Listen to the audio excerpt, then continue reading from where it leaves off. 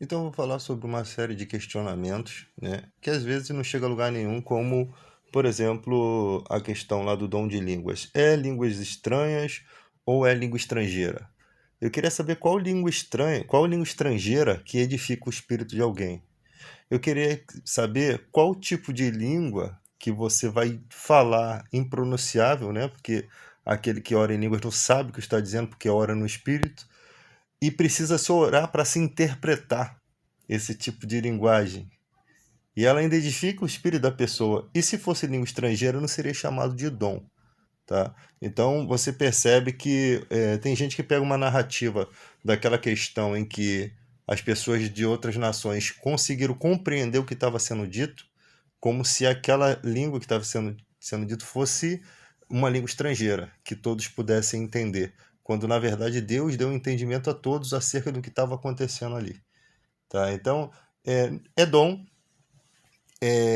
edifica o espírito e não é uma língua humana, né? Não é uma língua que a gente consiga entender. Tanto é que existe o outro dom para a interpretação e quando se interpreta se torna igual ao dom de profecia. É lógico que todos esses argumentos significam que não é um dom, não é uma língua estrangeira, tá? Outras questões. Muita gente gosta de acusar a Deus pelas coisas ruins, mas nunca acusam a Deus das coisas boas, né? Acusam Deus de guerras, de injustiças, mas nunca acusam a Deus de te dar filhos, te dar mãe, pai, amigos, das coisas boas que a vida tem. Porque se o ser humano pudesse escolher entre estar vivo ou morto, eu creio que a maioria das pessoas escolheria viver, mesmo que ainda nesse mundo tenebroso em que nós vivemos, que é o homem que transforma isso em tenebroso, tá? E as pessoas querem colocar responsabilidade em Deus. E aí eu sempre faço a pergunta: vocês conseguem ver em Jesus Cristo alguma maldade? Quando Jesus Cristo veio como homem aqui, vocês conseguem ver alguma maldade em Jesus Cristo? E a pessoa diz: não consigo, não consigo ver uma maldade. E como é que conseguem ver não conseguem ver maldade em Jesus, mas conseguem ver em Deus, se Jesus é a expressão corpórea, a expressão exata de Deus? A Bíblia diz que Deus é luz e não existe nele treva nenhuma. Tá? Então, como ele é justo juiz, como ele vai ter um comportamento indigno? Será que não somos nós que não estamos com clareza compreendendo as atitudes de Deus? Porque ele é aquele que detém a vida eterna, ele é aquele que pode fazer o que o ser humano não pode, né? Ele pode trazer a vida, ele pode dar uma nova vida melhor do que essa, né? Às vezes a pessoa, um outro dia eu fui questionado sobre Deus, Deus mandou matar aquelas crianças, aqueles povos, todos ali. Se eu sou Deus, eu consigo tirar a alma daquela criança, daquelas pessoas, antes dela ser morta. Eu consigo fazê-la não sentir dor. Eu consigo, eu sendo Deus, eu consigo entender que se aquela criança fosse criada no meio daquele outro povo que, que já odiava o povo que estava sendo destruído, seria muita injustiça viver naquela nação. Seria anos de sofrimento, porque Deus consegue ver o futuro. Você imagina, Israel invade um povo, e aquele povo Deus manda matar todo mundo ali. E aí eles não matam. Aquele povo que está ali vai viver o quê? Escravo, vai viver sofrendo. Ele não vai viver bem com o povo de Israel. Então Deus mandou eliminar porque ele sabe que ele tem ele dá a vida, ele pode tirar. Ele é o dono de tudo. Então, na perspectiva de Deus, e às vezes a gente tem que atentar ao seguinte: se isso tudo aqui fosse uma matriz do nosso pensamento, a gente ficaria com o cara de trouxa. Porque em todo momento a gente está sendo apelado a gente viver pela fé e não por vista.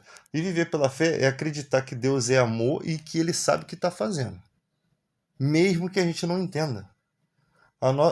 Como Paulo disse, a nossa esperança se apega apenas nessa vida, somos os mais miseráveis que existe. Se a nossa esperança. Porque se você olhar para o céu, se você olhar para as estrelas, para o sistema solar, para as outras galáxias, você vai ver bilhões de anos à frente, né? Bilhões de anos de existência. Você imagina se alguma injustiça nossa, a gente se lembraria daqui a 1 bilhão de anos ou faria algum sentido para nós.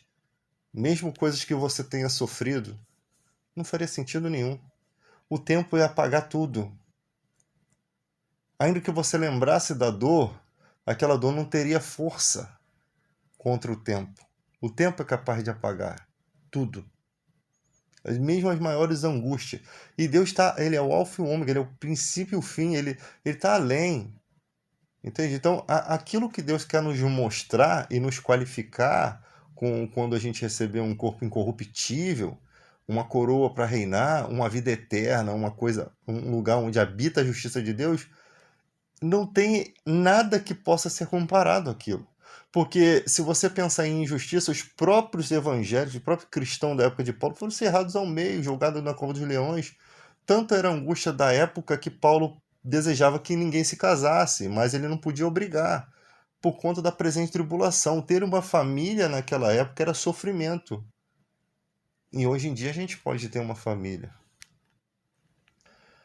Outra questão, em Romanos 9,5 está bem nítido que pela linhagem dos patriarcas vem Jesus, o qual é Deus sobre todos. Sabe? Está escrito expressamente que Jesus é Deus, Filho, lógico. O mesmo cara que escreve isso é Paulo, ele escreve também que Deus sujeitou todas as coisas aos pés de Jesus, mas quando diz todas as coisas, isso exclui o Pai. O próprio Jesus disse: ao que vencer, se assentará comigo no meu trono, assim como eu venci e me assentei no trono de meu Pai. Então, existem tantas declarações, e hoje em dia a gente ainda tem discussões que tem gente que acha que Jesus é o Deus Pai, ou tem gente que já acha que Jesus não é Deus, nem Deus Filho. Há pessoas que acreditam que Jesus é apenas um homem. Sabe? É umas discussões sem pé nem cabeça. Agora, às vezes eu fico pensando assim, tem igrejas que falam assim, a gente guarda o sábado, a gente não faz transfusão de sangue. Cada igreja, assim, vamos pela maioria, porque há uma só fé e um só Espírito. Se há um só Espírito que nos guia em toda a verdade, que é esse que nos ilumina, então como que a gente tem tanta divergência? Aí você pega 99% da igreja não guarda o sábado. Como que 1% só que acha que tem que guardar o sábado, se o Espírito Santo é o mesmo? Será que a maioria estaria errada? Será que, se Deus não revelou ao meu coração que eu não devo guardar o sábado, se eu não tenho essa certeza de fé, será que eu vou ser julgado por isso? Eu não posso ser julgado por uma coisa que eu não aceitei no meu coração, porque se eu aceitasse, viria do Espírito. Se não veio do Espírito, eu não aceito. Tá? Então há muitos questionamentos e a gente vai tentando ajudar isso, né? Nessas coisas, porque às vezes é bom que você vai desenvolvendo o seu intelecto, né? Conversando, você vai aprendendo novas coisas. Na verdade, os escolhidos vão sendo aperfeiçoados nesses debates. Então, a gente tem que ficar atento a isso. Você vai ganhando técnicas, né?